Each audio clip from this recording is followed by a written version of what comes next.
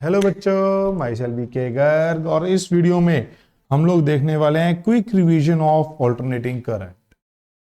Alternating current काफी बच्चों को तंग करता है क्योंकि इसमें जो टर्मिनोलॉजी है वो बाकी चैप्टर से थोड़ी अलग होती है। बट अगर आप हर एक टर्मिनोलॉजी को ध्यान से देखेंगे तो आप इजीली इसे चीजों को सॉल्व कर सकते हैं और इसके ज्यादातर क्वेश्चन आसान ही होते हैं। तो let us start the quick revision बेटा।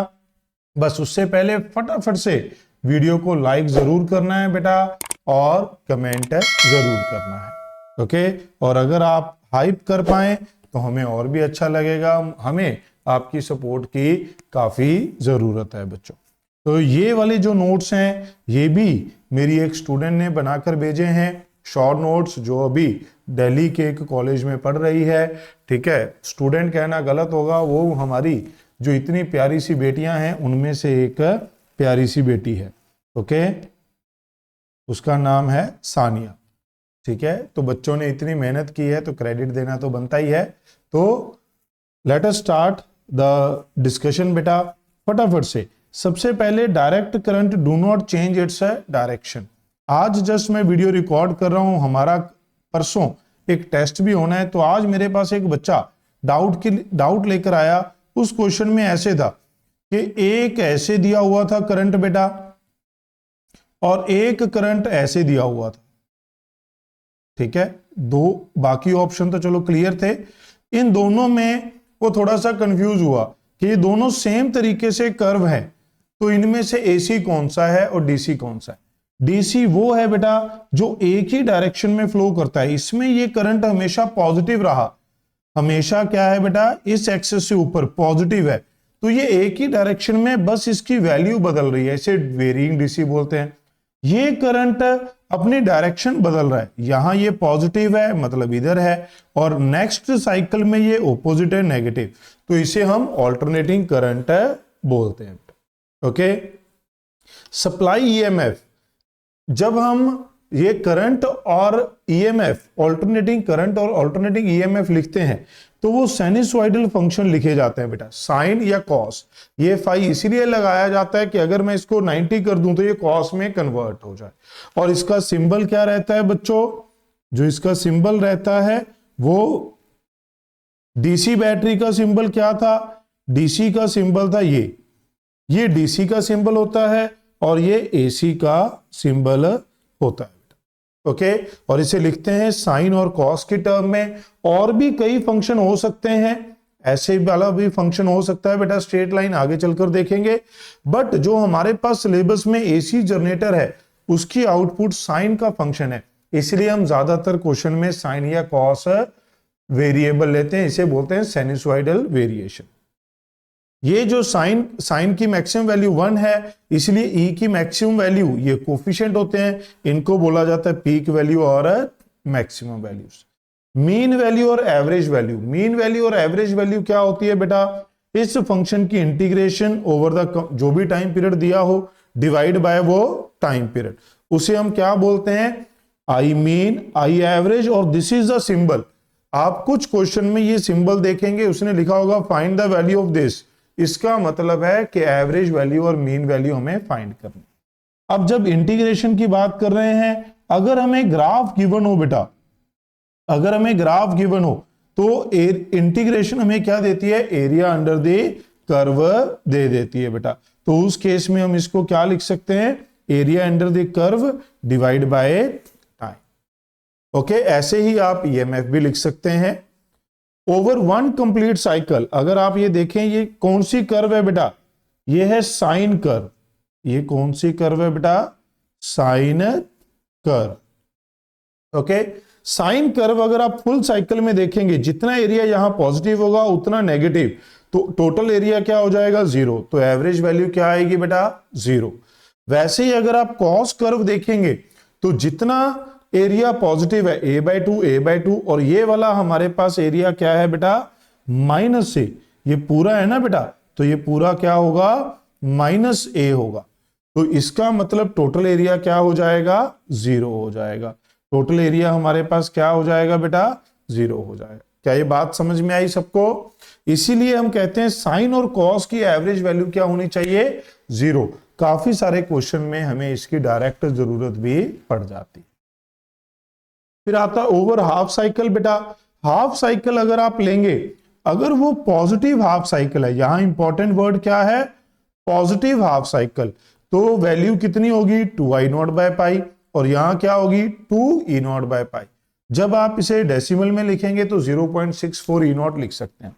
बट अगर हमारे पास आ गया बेटा फॉर हाफ साइकिल, उसने मेंशन नहीं किया पॉजिटिव या नेगेटिव, तो i की value ranges from 0 to 2i0/π। कुछ भी वैल्यू हो सकती है, कुछ भी वैल्यू हो सकती है हाफ साइकिल के लिए। अगर पॉजिटिव हाफ साइकिल है, मेंशन किया गया है, तब तो ये 2i0/π होगी। अगर सिंपल एक ट्रिकी क्वेश्चन आता है कि हाफ साइकिल पे क्या होगी, तो 0 से 2e0/π कुछ भी हो सकती है। क्यों बेटा? अगर ये पॉजिटिव हाफ साइकिल लेंगे तो सारी एरिया पॉजिटिव आएगा, बट अगर मैंने ये वाला हाफ साइकिल ले लिया बेटा, जितना एरिया पॉजिटिव उतना नेगेटिव, तो एवरेज क्या हो जाएगी? 0। इनके बीच में मैं कोई भी ये वाला एवरेज एरिया लूंगा, तो ये पॉजिटिव, ये थोड़ा सा नेगेटिव, तो वैल्यू बीच में आ जाएगी। क्या ये बात समझ में आई बेटा सबको? Okay. RMS value, RMS value क्या होती है बच्चों? Root mean square, root mean square value. इसको उल्टा पढ़ेंगे तो root of mean of square, उल्टा पढ़ेंगे तो स्क्वायर का मीन का रूट। हिंदी में यूज करेंगे स्क्वायर का मीन का रूट, इंग्लिश में root of mean of square. तो सबसे पहले स्क्वायर करेंगे, फिर उसका मीन निकालेंगे, फिर उसका क्या ले लेंगे बेटा? रूट ले लेंगे। दोनों तरीके से ऐसे ही किया जाता है, और इसी को वर्चुअल और इफेक्टिव वैल्यू कहा जाता है बेटा। क्या बोला जाता है? आरएमएस वैल्यू को वर्चुअल और इफेक्टिव वैल्यू, वर्चुअल और इफेक्टिव वैल्यू कहा जाता है बेटा। ओके, अब आगे बढ़े। फॉर वन कंप्लीट साइकिल, ये कंप्लीट साइकिल हो, हाफ साइकिल हो, सबके लिए ये कितना होता है बेटा? I0/√2। आरएमएस को IRMS, जब V किसके लिए था बेटा? इफेक्टिव या वर्चुअल वैल्यू। ये भी बहुत कॉमनली यूज किया जाता है। ये जब आप लिखेंगे तो 707 होता है, 0.707 पॉइंट मैं यहां डार्क कर देता हूं थोड़ा सा, ठीक है। और ERMS हो जाएगा E0/√2। तो आरएमएस वैल्यू आप देख सकते हैं ये 0.707 है, मीन वैल्यू 0.40 थी, तो आरएमएस वैल्यू एवरेज से बड़ी होगी। और आपको ये भी याद रखना है बच्चों कि साइन स्क्वायर की एवरेज वैल्यू पूरे साइकिल पे 1/2, कॉस स्क्वायर की भी एवरेज वैल्यू 1/2 होती है। ये इस क्वेश्चन को जब हम सॉल्व करते हैं तो ये साइन और कॉस की एवरेज वैल्यू लिखकर बताते हैं बेटा।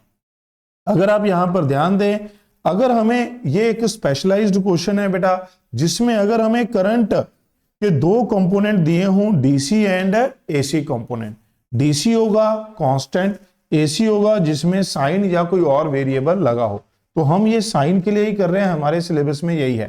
तो आरएमएस वैल्यू कितनी होगी बेटा?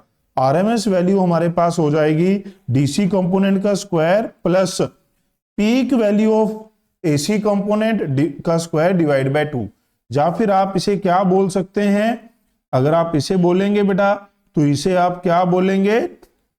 इसे बोलेंगे आरएमएस वैल्यू ऑफ एसी।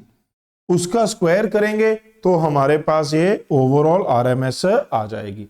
तो क्या आप में से कोई मुझे बता सकता है कि इसकी मीन वैल्यू क्या होगी? मीन वैल्यू होगी बेटा ए। एसएचएम में भी हम ये पढ़ते हैं कि ये हमारे पास मीन होता है और ये एम्पलीट्यूड होता है, और अगर आप यहां मीन देखेंगे तो इसका मीन 0 हो जाएगा, तो सिर्फ यही बचेगा बेटा। ये देख सकते हैं, ये इन्होंने पता नहीं फिर से यहां पर लिख दिया, हाँ ठीक है। ये इसलिए लिखा है बेटा, जो एसी सप्लाई है वो दो तरीके से दी जाती है। कैसे? एक तो E0 साइन का फंक्शन, तो जब ये साइन का फंक्शन दिया होगा तो नीचे क्या लगी होगी बेटा? ये वाली जो वैल्यू होती है ये क्या होगी? Peak value. बट अगर आपको दी गई है ईएमएफ एंड फ्रीक्वेंसी, तब हमारे पास ये जो ईएमएफ होती है ये क्या होती है बेटा? आरएमएस वैल्यू होती है। ये बहुत ही इंपॉर्टेंट पॉइंट है। ओके, आगे बढ़ते हैं। ये हमारे पास कुछ नोट हैं बेटा जो आप लोगों को याद होने चाहिए। आप इसे नोट या फिर एसआईपी कह सकते हैं, बहुत ही इंपॉर्टेंट है। अभी ये बहुत पॉपुलर है, बहुत सारे क्वेश्चन में ये अब पूछा जाता है। अब ये मैं जैसे आपको बता रहा हूं, आज जो बच्चा डाउट लेकर आया था उसका ये भी एक क्वेश्चन था, उसमें ये आई कैसे दिया हुआ था, आई नॉट टी की पावर टाउ, और पूछा गया था T varies from 0 to tau. तो उस केस में अगर आप देखेंगे तो ये इक्वेशन क्या बनेगी बेटा, ये फंक्शन ये वाला बनेगा, और इसकी आरएमएस वैल्यू पूछ ली बेटा। तो आरएमएस वैल्यू स्ट्रेट लाइन की क्या होती है, आई नॉट बाय √3 होती है। ये आपको याद करना पड़ेगा बेटा।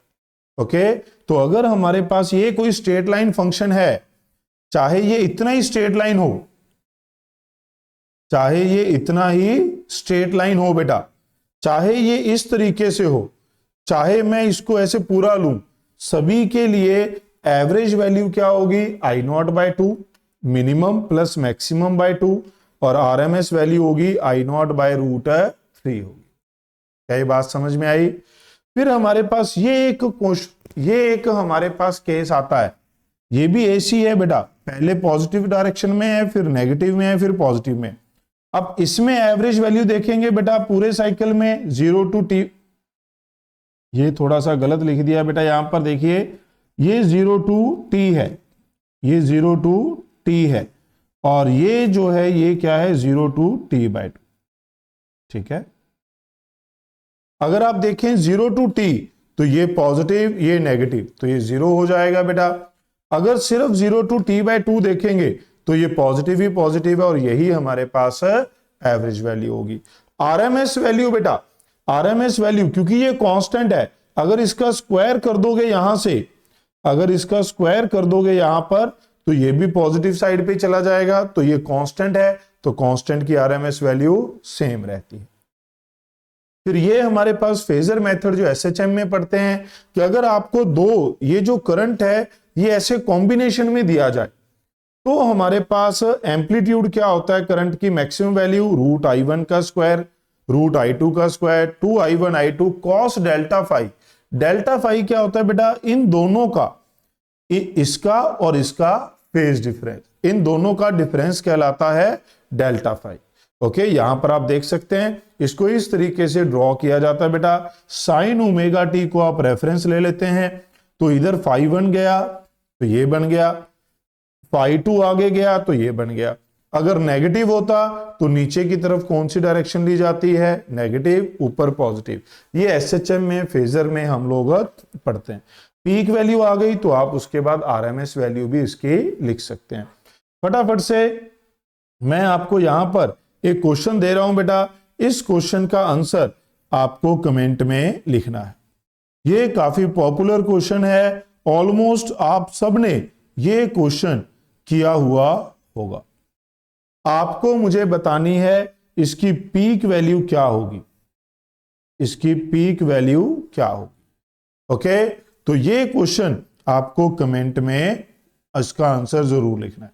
अगर आपको ये नहीं आता है कैसे करते हैं, तो इसकी एक शॉर्ट वीडियो बनाई जा सकती है, बट वो तभी बनाएंगे बेटा जब हमारे पास कमेंट आएंगे, तब हम इसके लिए बनाएंगे। Comment your answer.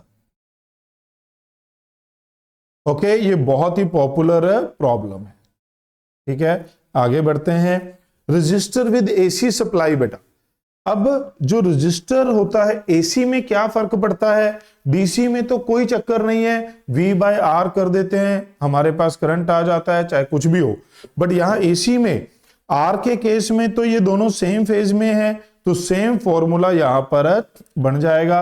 अगर मैं आई लिखूंगा तो वो क्या हो जाएगा, I0 साइन ओमेगा टी, क्योंकि ये दोनों सेम फेज में है।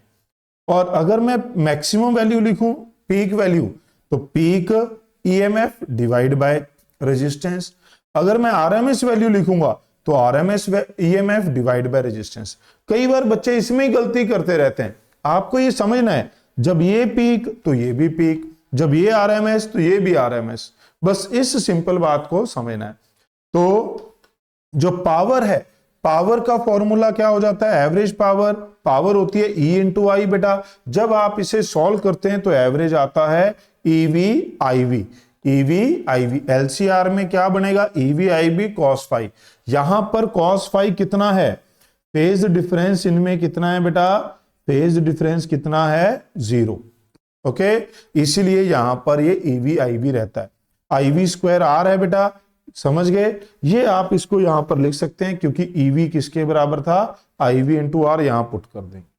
जो आर है वो फ्रीक्वेंसी पे डिपेंड नहीं करता। डीसी में पावर क्या होती है बेटा, आई स्क्वायर आर।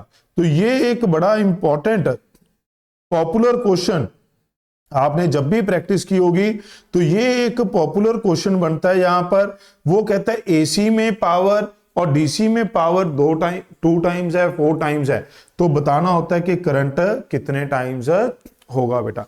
तो आपको इन दोनों को बराबर पुट करना है, ये करंट डीसी है, ये current RMS value of AC है। In it is defined as constant current which produces same heat as produced by AC। तो RMS current IV is defined as, RMS current को क्या define करते हैं बेटा, ये वो करंट है जो जितनी हीट ये ऑल्टरनेटिंग करंट प्रोड्यूस कर रहा है, अगर मैं इतना कांस्टेंट करंट पास करा दूं तो सेम हीट प्रोड्यूस करेगा। इंडक्टर विद एसी सप्लाई बेटा, इंडक्टर विद एसी सप्लाई। अब इंडक्टर में आपको ध्यान में रखना है,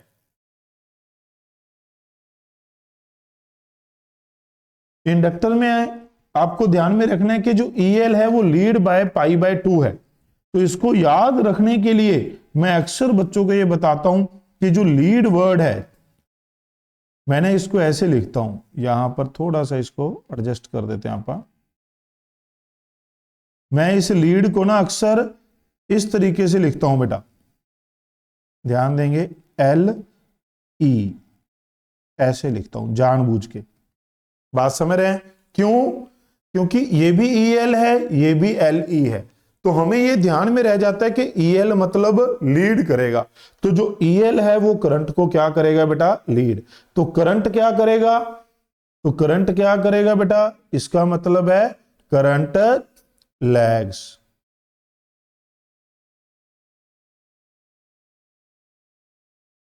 क्या ये बात समझ में आई, करंट क्या करेगा बेटा, lag behind EMF by pi by 2। क्या ये बात समझ में आई।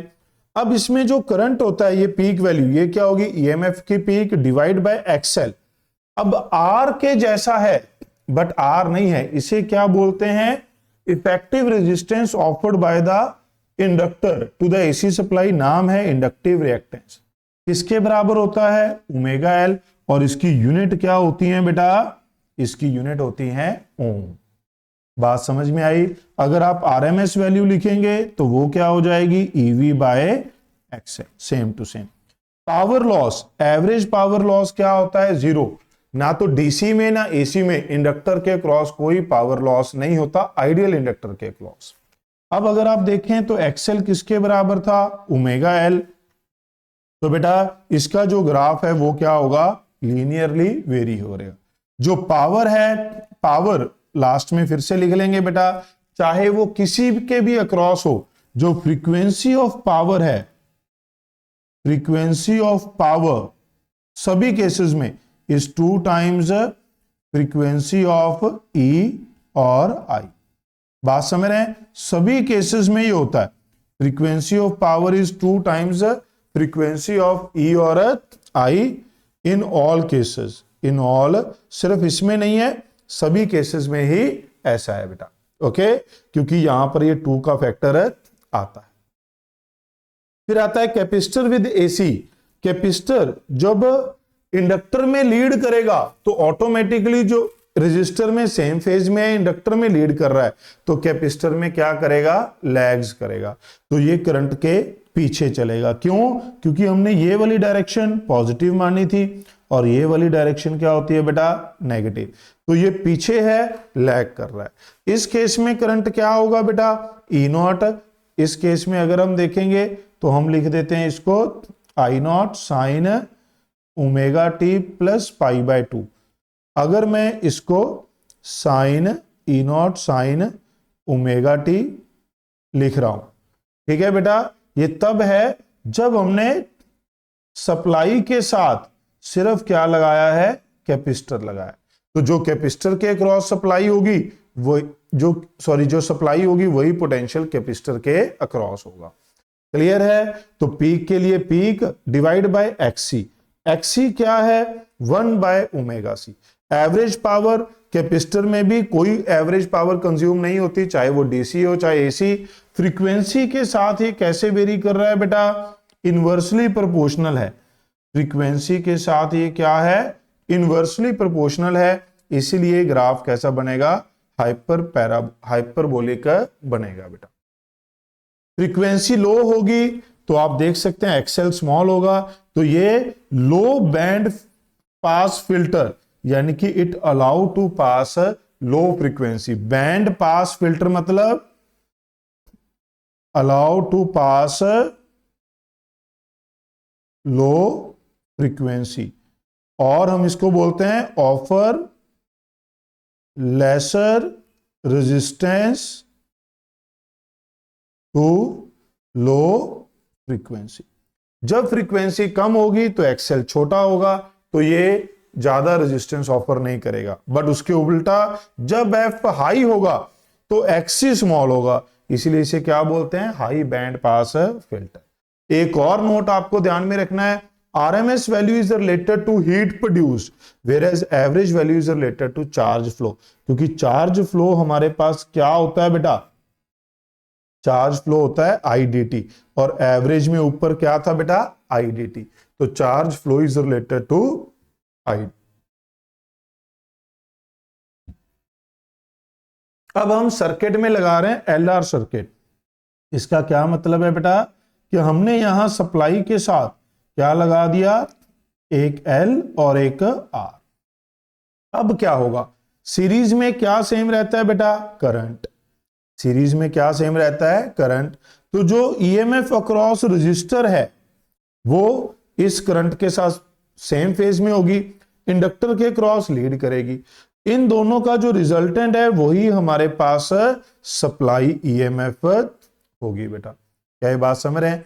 तो इंस्टेंटेनियस वैल्यू तो क्या होगी, स्केलर सम। इंस्टेंटेनियस वैल्यू क्या होगी बेटा, स्केलर सम। बट जब आप पीक वैल्यूज निकालेंगे तो पीक वैल्यूज कैसे निकालते हैं बेटा, बाय यूजिंग फेजर वेक्टर, क्योंकि इन दोनों में एंगल कितना है बेटा, 90 डिग्री। इंस्टेंटेनियस टाइम की वैल्यू पुट करके निकालेंगे तो ये होगा। जब पीक वैल्यू निकालनी है, मैक्सिमम वैल्यू, तब हम क्या यूज करते हैं बेटा, फेजर। ये दोनों परपेंडिकुलर हैं, तो नेट क्या बनेगा, इन दोनों का सम।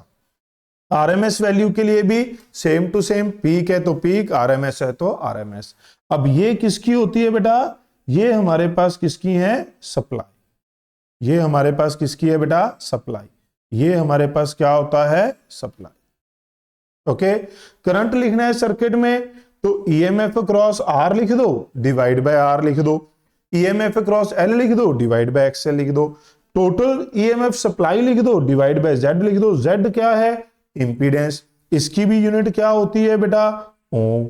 ये कैसे होता है, जिधर हमारे पास EMF है उसी तरफ हम R ले लेते हैं, तो इस तरफ हमारे पास क्या होगा, XL। तो इन दोनों का जो रिजल्टेंट है वो हमें क्या देगा, Z। तो वो हमारे पास कितना बन गया बेटा, √R² प्लस XL²। क्या ये बात समझ में आई? इसे बोल देते हैं इंपीडेंस ट्रायंगल। फिर आता है पावर फैक्टर। पावर फैक्टर क्या होता है, cos phi equal to R/Z। Power consumption EV IV cos phi, IV²R इसे लिख सकते हैं, ठीक है, क्योंकि EV को आप रिप्लेस कर देंगे तो हमारे पास ये IV²R बन जाएगा। कैसे बेटा, EV IV ये आ जाएगा R/Z, तो EV/Z क्या होता है, IV, तो ये I²R बन जाएगा। बट आप इसे EV²/R नहीं लिख सकते, इस बात का ध्यान रखना है। ओके, ये हमारे पास पॉसिबल नहीं है, ठीक है। फिर आता है RC। अब अगर मैं सप्लाई के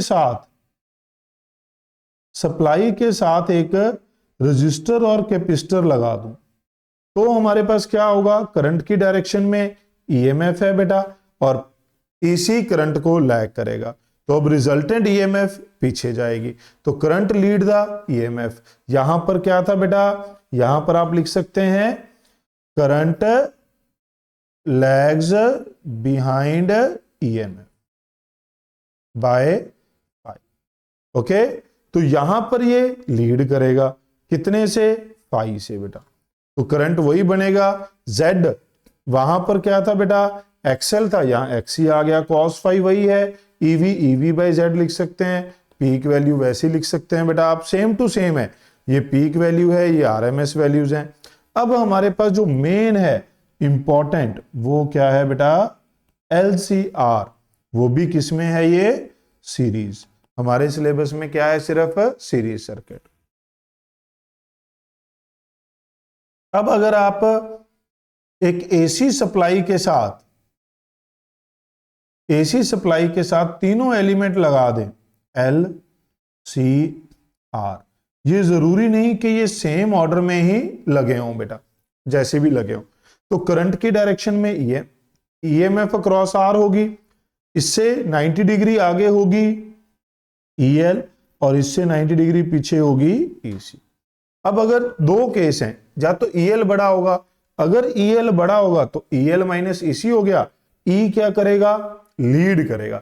ऐसे क्वेश्चन आते हैं बेटा पेपर में कि EMF इज लीडिंग, तो आपको चेक करना पड़ेगा कि EMF अगर लीड कर रहा है या तो ओनली L होगा या फिर EL ग्रेटर देन EC होगा, तो EL EC की जगह क्या आ जाएगा, XL माइनस XC आ जाएगा। क्या यहां तक बात समझ में आ रही है बच्चों, और ये ER की जगह क्या आ जाएगा, R, ये इंपीडेंस ट्रायंगल बन जाएगी। तो पीक वैल्यू EMF में क्या बनेगी, ये ER और ये दोनों परपेंडिकुलर है ना बेटा, तो नेट क्या बनेगा, ER square plus EL minus EC का स्क्वायर। वहीं अगर EC बड़ा होगा तो हमारे पास यहां पर EMF है, आप देख सकते हैं, तो ये करंट को क्या कर रही है, lags, EMF lags behind current by phi. Okay, तो tan फाई किसके, यहां पर tan फाई किसके बराबर होगा, यहां लिखा नहीं, यहां लिख देते हैं बेटा, tan फाई किसके बराबर होगा, XL minus XC by R, cos phi तो हमेशा ही R बाय Z होता है, ठीक है, यहां पर ये हो जाएगा XC minus XL by R हो जाएगा, यहां पर XC ये आ जाएगा ऐसे, ठीक है भी, ये EMF आ गई, ये इंपीडेंस आ गई बेटा, क्लियर है, ये पावर फैक्टर आ गया, सभी में सेम चलेगा, कोई फर्क नहीं पड़ता, चाहे EL बड़ी हो चाहे EC, इस फॉर्मूला को कोई फर्क नहीं पड़ेगा क्योंकि यहां स्क्वायर है, इस फॉर्मूला को कोई फर्क नहीं पड़ेगा क्योंकि यहां स्क्वायर है। फर्क किसको पड़ेगा, सिर्फ इस लाइन को कि E लैग करता है या फिर लीड करता है, सिर्फ इस लाइन को फर्क पड़ेगा और किसी लाइन को कोई फर्क नहीं पड़ेगा, इसलिए एक ही बार ये चीजें लिखी गई हैं। आप देख सकते हैं, अगर XL बड़ा होगा तो यहां माइनस है, अगर XC बड़ा होगा तो यहां क्या है, प्लस है।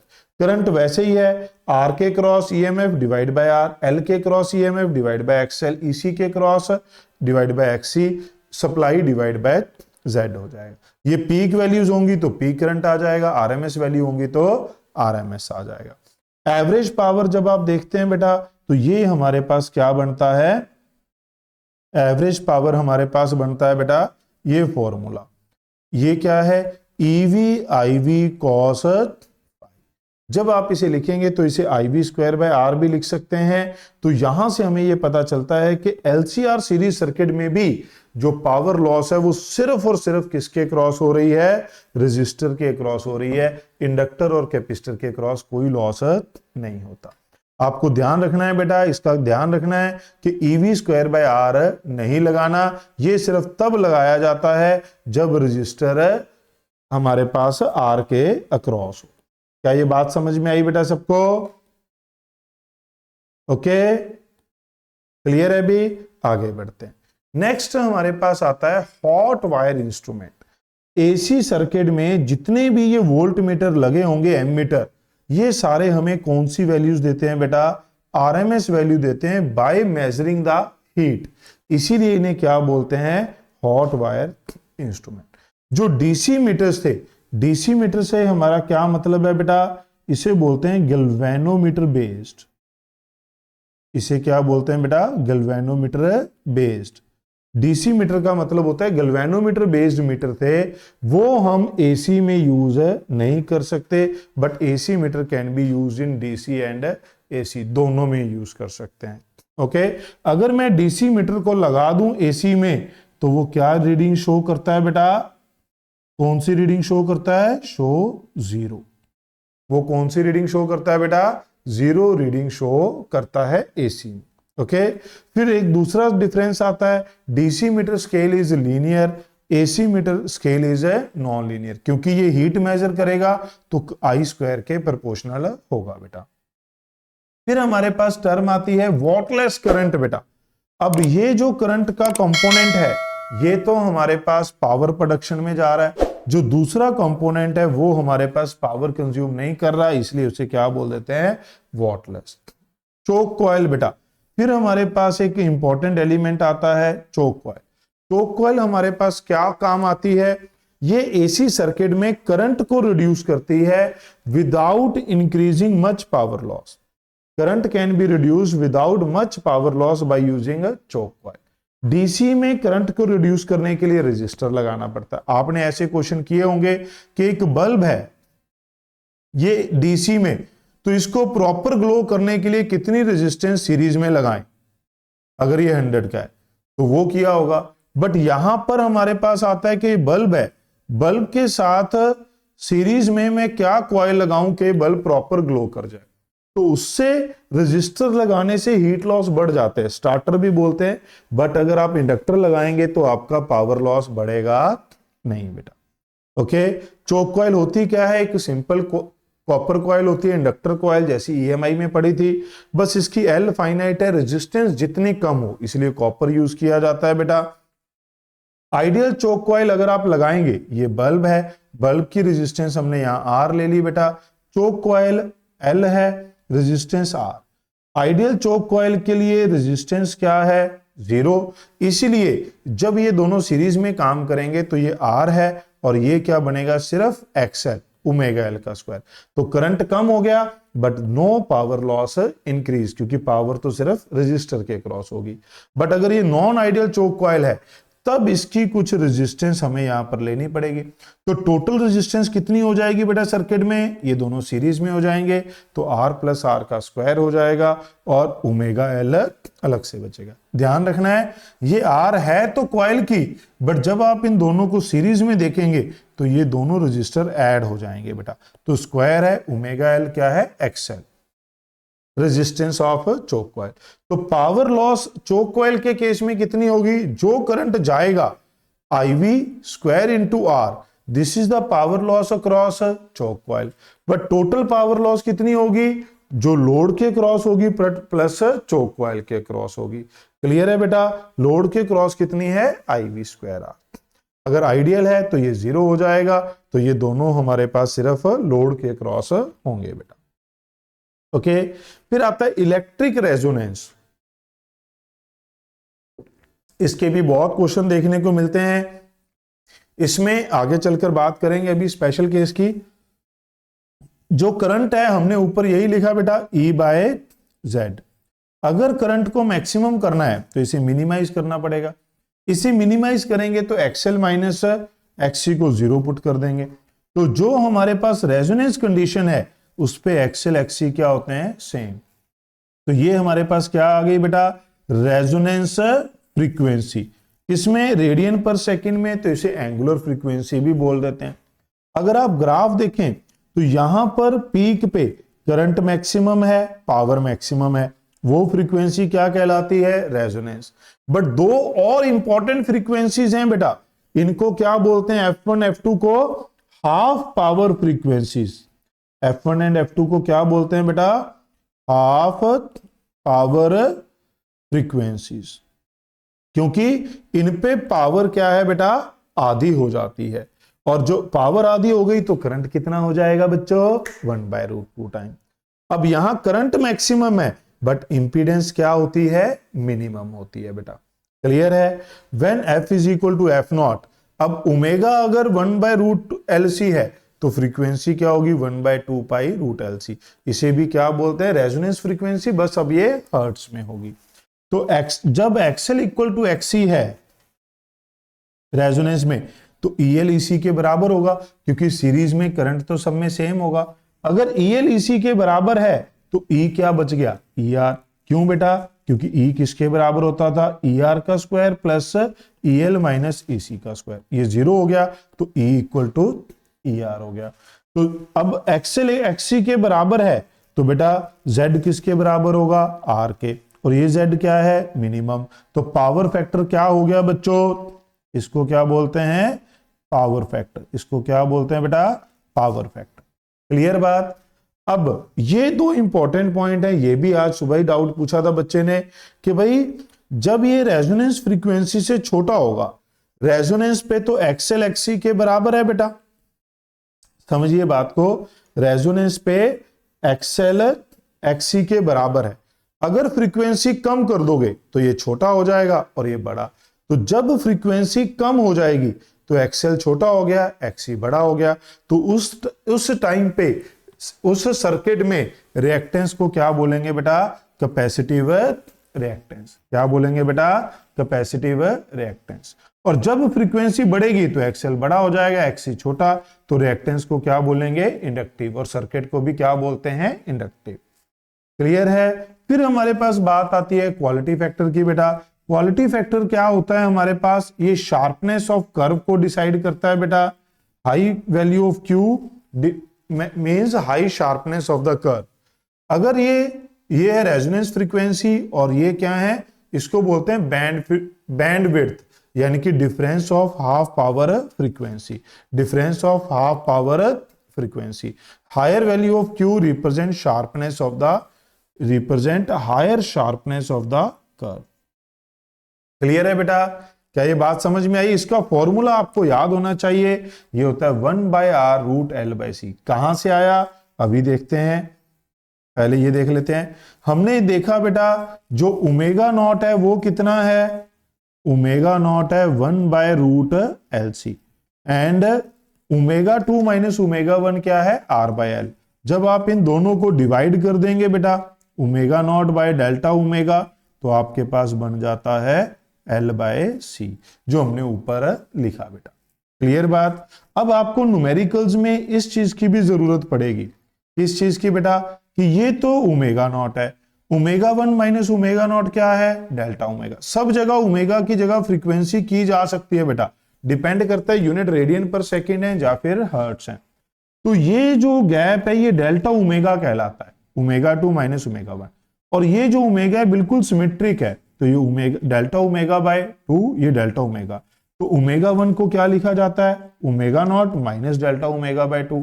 ओमेगा 2 को क्या लिखा जाता है, omega naught plus delta omega by. क्या बात समझ में आई, क्लियर है। अब यहां पर ये एक इंपॉर्टेंट SIP है, बहुत बच्चे इसमें अटक जाते हैं। एट हाफ पावर फ्रीक्वेंसी बेटा जो करंट है वो 1/√2 टाइम हो गया, तो Z कितना हो जाएगा, √2 टाइम्स। तो पावर फैक्टर क्या हो जाएगा, R/√2 यानी कि 1/√2 बेटा। तो फेज डिफरेंस कितना हो जाएगा हमारे पास, फेज डिफरेंस हो जाएगा बच्चों, आप देख सकते हैं ये हो जाएगा π/4। ओके, क्लियर है। क्या ये बात समझ में आई बेटा। तो ये वाला हाफ पावर फ्रीक्वेंसी पॉइंट काफी बच्चे मिस करते हैं। अभी तो और SIP आएंगे। सीरीज LCR सर्किट को एक्सेप्टर बोलते हैं, पैरेलल हमारे सिलेबस में नहीं है, उसे रिजेक्टर बोलते हैं। ये बड़ा इंपॉर्टेंट पॉइंट है बेटा, न्यूमेरिकल में बहुत यूज होता है। एट रेजोनेंस XL XC के बराबर है, EL EC के बराबर है, ये तो मैंने बता दिया। बट ये दोनों किसके बराबर हैं बेटा, अब ये मत कहना एक दूसरे के बराबर हैं। ये है Q इंटू E के बराबर। Q क्या है, क्वालिटी फैक्टर, E क्या है, सप्लाई। जैसे मैं यहां एक छोटा सा क्वेश्चन देकर आपको बताना चाहूंगा, थोड़ा सा, बस ज्यादा टाइम नहीं लेंगे।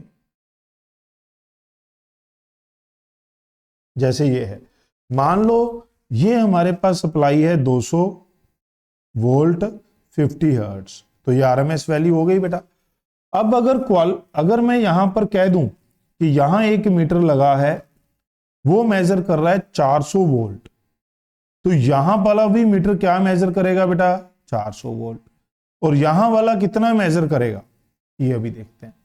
अब ये दोनों बराबर है, तो ER किसके बराबर होगा? सप्लाई के। तो वो कितना मेजर करेगा बेटा? 200।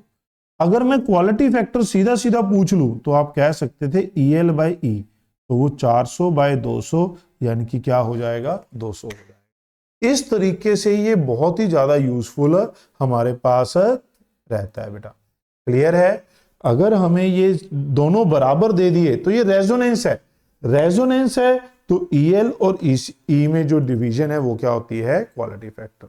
ओके, अगर आप लोगों का बेटा अच्छा रिस्पांस आए, अभी उतना रिस्पांस नहीं आ रहा है, अगर आप लोग अच्छा रिस्पांस करेंगे, लाइक करेंगे, दबा के कमेंट करेंगे, शेयर करेंगे, तो मैं आपको ये सारे जो चैप्टर है एग्जाम्पल्स के साथ भी करवा दूंगा मार्च में। डेली लाइव आकर रात को, डेली लाइव आकर 1-1.5 घंटे की एक चैप्टर की रिवीजन करा देंगे विद सर्टेन एग्जाम्पल। बात समझ रहे हैं? बट तब तक हमें रिस्पॉन्स चाहिए। हमारे पास सिर्फ फेब और टाइम है, 26 जनवरी आज हो गई है। आप जब वीडियो देख रहे होंगे तो हो सकता है 28 को ये लॉन्च हो, तो फेब का टाइम और है। अगर आप दबाकर लाइक करेंगे, कमेंट करेंगे, तो मार्च और अप्रैल जो ये 2 महीने होंगे, तो मैं जो क्रैश कोर्स में जैसे कराते हैं, डेली रात को लाइव आकर आपको एक एक चैप्टर का क्रैश कोर्स कराएंगे, ये फॉर्मूलाज विद एग्जांपल्स। क्लियर है? सो दैट आप ये भी सीख जाएं कि इनको अप्लाई कैसे करते हैं। क्रेस्ट फैक्टर, ये 2 फैक्टर हैं बेटा जो बहुत ही रेयरली कभी कभार क्वेश्चन में मिलते हैं। 3 चीजें होती हैं, peak value, RMS value, mean value. सबसे ज्यादा पीक, फिर RMS, फिर मीन वैल्यू। तो याद रख सकते हैं क्रेस्ट फैक्टर क्या है? पीक बाय RMS, इन दोनों की डिवीजन। फॉर्म फैक्टर क्या है? RMS बाय मीन, नीचे वाले 2 की। तो क्रेस्ट होता है टॉप, तो टॉप वाले 2, फॉर्म बाकी दूसरा बच गया, नीचे वाले 2 की ले लो रेशो। तो इस तरीके से याद रख सकते हैं। फिर आता है बेटा एक स्किन इफेक्ट। ये एक क्वेश्चन आता है कि जो हमारे पास ये घरों में ट्रांसमिशन आती है बाहर से, वो एक सिंगल थिक वायर नहीं होती बेटा, वो मल्टीपल थिन वायर्स कंबाइन होकर रखी होती हैं। कैसे? मैं अभी दिखाता हूं आपको। ये देखिए बेटा, जो हमारे पास ट्रांसमिशन वायर आते हैं एक पोल से दूसरे पोल, वो एक सिंगल थिक वायर नहीं होती, वो मल्टीपल वायर से मिलकर बनी होती है। इसे बोलते हैं मल्टीपल स्ट्रैंड वायर बेटा। ठीक है? AC ट्रांसमिशन में, मैं इसको डिलीट कर देता हूं, है ना, क्योंकि गूगल से उठाई हुई है। तो इन AC transmission multiple strand wires is used. घरों में जो भी सप्लाई आती है सब में यही यूज होती है। But in DC transmission generally single strand करते हैं, बट दोनों, both single strand and multiple strand can be used. ये एक सीधा सीधा MCQ आपको देखने को मिलता है। ओके, ट्रांसफॉर्मर बेटा, ये लास्ट टॉपिक है इस चैप्टर का, तो फटाफट से लाइक करनी है। जितने ज्यादा लाइक और कमेंट आएंगे बेटा, मैं मार्च और अप्रैल में आप लोगों को बहुत अच्छे तरीके से फाइनल रिवीजन करवा दूंगा, हर एक फॉर्मूला, शॉर्ट ट्रिक और उसकी एप्लीकेशन। 1.5-2 घंटे की क्लास हो सकती है हर एक चैप्टर के लिए। अगर आप लोग जो है मुझे सपोर्ट करेंगे तो 100% मैं आपको दूंगा अपना, सो दैट आप इसी साल अपना नीट निकालें। ओके, अभी भी मैं दे रहा हूं जितना कोशिश है, बट जितना का रिस्पॉन्स है, फुल डे जो है पूरा ऑफलाइन में चला जाता है बेटा, सुबह 8 से 6, तो रात को आके मैं आप लोगों के लिए ये टाइम निकालता हूं। तो रात को ही मैं मार्च में भी आपके लिए और टाइम निकाल सकता हूं। तब तक ये सीरीज खत्म कर देंगे, फिर डेली लाइव आकर आपको करा सकते हैं। ट्रांसफॉर्मर बेटा प्रिंसिपल, इसका प्रिंसिपल क्या होता है? It work on the principle of mutual inductance. याद रखना है सप्लाई बेटा, इन की कहां पर होती है? प्राइमरी पे। इन को क्या बोलते हैं? सप्लाई भी बोल देते हैं। क्या बोलते हैं बेटा? सप्लाई। ओके, ये हमारे पास किस पे होती है? P मतलब प्राइमरी। P मतलब क्या होता है बेटा यहां पर? प्राइमरी। S मतलब क्या होता है बेटा? सेकेंडरी। ओके, तो जो प्राइमरी में इनपुट लगेगी वो किसके प्रोपोर्शनल होती है? Number of turn. जो सेकेंडरी में आउटपुट आएगी वो किसके प्रोपोर्शनल होती है, number of turn in secondary. तो ईएमएफ जो होती है वो नंबर ऑफ टर्न के डायरेक्टली प्रोपोर्शनल होती है, चाहे ट्रांसफॉर्मर कैसा भी हो, आइडियल हो चाहे नॉन आइडियल। अगर ये स्टेप अप हुआ बेटा तो आउटपुट बढ़ जाएगी। आउटपुट कब बढ़ेगी, जब number of turn in secondary ज्यादा होंगी। स्टेप डाउन में सेकेंडरी में कम होंगी, इसलिए आउटपुट कम हो जाएगी। अगर ईएमएफ कम होगी बेटा, जो हमारे पास आइडियल ट्रांसफार्मर होता है, पावर बराबर है, अगर पावर ईएमएफ बढ़ेगी तो करंट कम हो जाएगा। ईएमएफ बढ़ेगी तो करंट कम हो जाएगा बेटा। क्या ये बात समझ में आई? तो ईएमएफ बढ़ेगी तो करंट कम हो जाएगा। क्लियर है? बात समझ में आई? नॉन आइडियल ट्रांसफार्मर में बेटा जो आउटपुट है वो कम होगी, इसीलिए यहां पर क्या वर्ड यूज किया जाता है बेटा, एफिशिएंसी यूज किया जाता है। क्या होती है, आउटपुट बाय इनपुट। आउटपुट किस पे होगी, सेकेंडरी पे, इनपुट किस पे होगी, प्राइमरी पे। एक यहां पर नोट ध्यान में रखना है बेटा, जो ट्रांसफार्मर है it work on AC supply. कई बार वो ये कहता है कि ट्रांसफार्मर के साथ सेल लगा दिया, सेल लगा दिया तो वो डीसी हो गया, तो उसमें कोई आउटपुट नहीं आएगी।